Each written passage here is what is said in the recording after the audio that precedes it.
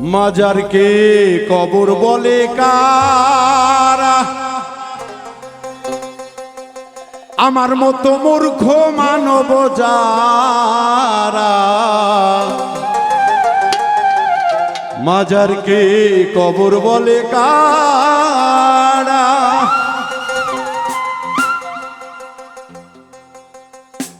কবর কি আর হয় রে শরীফ,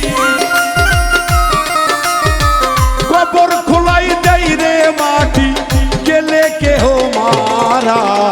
মাজারকে কবর বলে কারা? মূর্খ মানব যারা। মাজারকে কবর বলে কারা?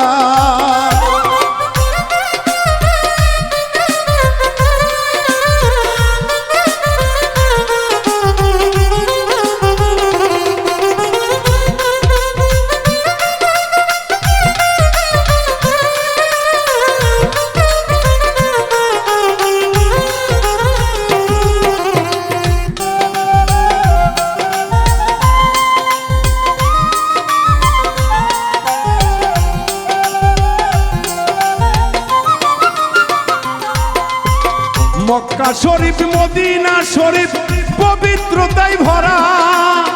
মাজার শরীফ এই জগতে সর্বদোষেরা।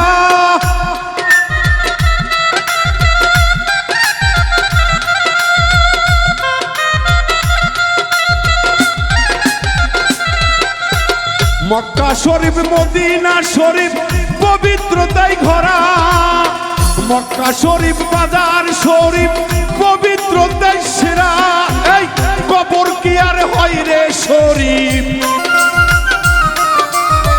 কবর কি আর হয় রে শরীফ পচা গলায় ভরা। মাজারকে কবর বলে কারা? মূর্খ মানব যারা। মাজারকে কবর বলে কারা?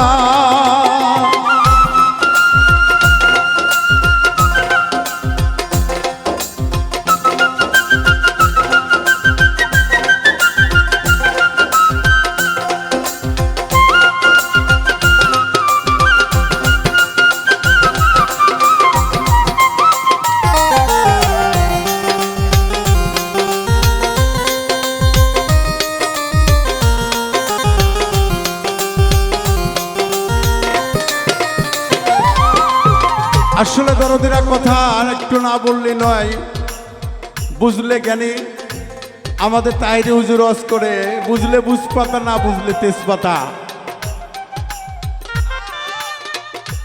তাই দরদিরা যুগে যুগে যেহেতু আমাদের প্রিয় নবী মোহাম্মদ রাসূলুল্লাহ সাল্লাল্লাহু সাল্লামের পরে আর কোন নবী আসবে না বিধায় পৃথিবীতে অনেক পীর আউলিয়া গাউস কুতুবদেরকে পাঠিয়ে দিলেন ইসলাম প্রচার করার জন্য। তারা কত কষ্ট না করে কাফেরদের সঙ্গে যুদ্ধ করে ইসলাম প্রতিষ্ঠিত করে কালেমার পতাকা উড়াইছে।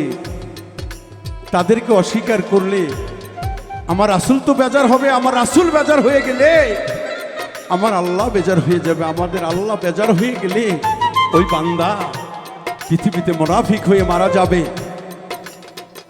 বেহেশত তো দূরের কথা, দোজকও পাইবে না। দোজকের চাইতেও আর একটা কঠিন জায়গা আছে, কাহাপ নামের জায়গা। বড় কঠিন, বড়ই নিদান জায়গা দরদি।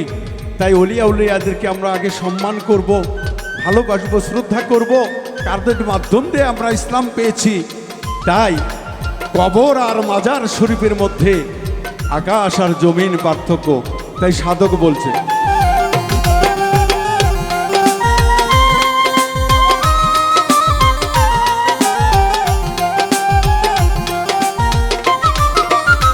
ওলি আল্লাহর নাই রে বরণ কোরআনের ইশারা।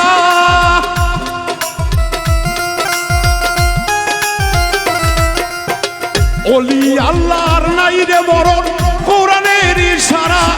এই আবুলের নাই সাধন ভজন, বাউল মিন্টুর তো নাই সাধন ভজন।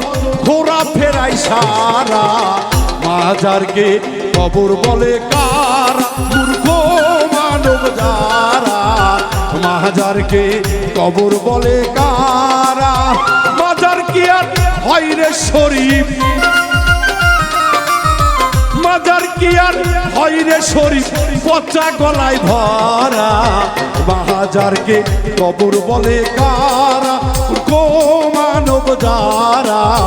মাজারকে কবর বলে কারা, মূর্খ মানব যারা। মাজারকে কবর বলে কারা।